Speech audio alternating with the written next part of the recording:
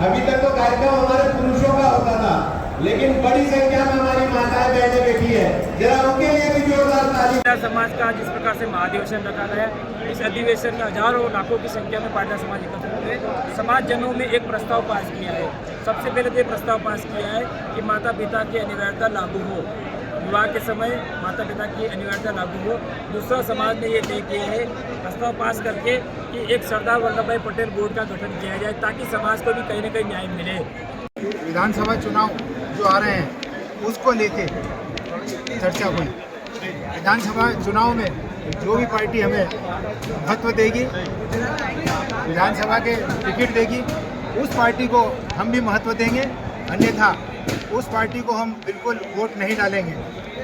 जो पार्टी हमें महत्व नहीं देगी उस पार्टी को हम बिल्कुल महत्व नहीं देंगे। यहाँ पर पाटीदार समाज का एक महाधिवेशन था, जिसमें आज पाटीदार समाज द्वारा 2-3 प्रस्ताव पारित किए गए हैं, जिसमें हमारा एक विषय और है कि कहीं ना कहीं मंदसौर नीमच ज़िले में अफीम की खेती होती है, और डोडा चूरा का भी एक बड़ा विषय जो हमने पूरा प्रस्ताव में विस्तृत से दिया है कि उसमें भी बहुत सारे हमारे लोगों को 829 की धारा में ज़बरदस्ती उनको प्रताड़ित किया जाता है, परेशान किया जाता है। तो उसमें भी कहीं ना कहीं हम केंद्र सरकार से ये प्रस्ताव भेज रहे हैं कि 829 में भी कुछ संशोधन की आवश्यकता है, तो वो उसका जो पूरा जो विस्तृत ब्यौरा है वो साथ लगाकर भेज रहे हैं कि किस प्रकार से उसको 0.2 की उसमें गिनते हैं डोडा चूरा को, उसको मानकर उसको 829 की धारा से और इससे NDPS एक्ट से बाहर किया जाए।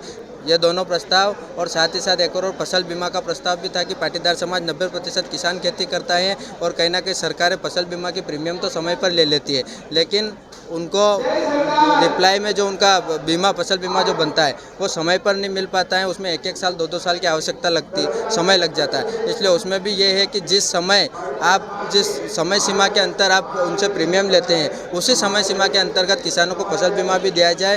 ये 2-3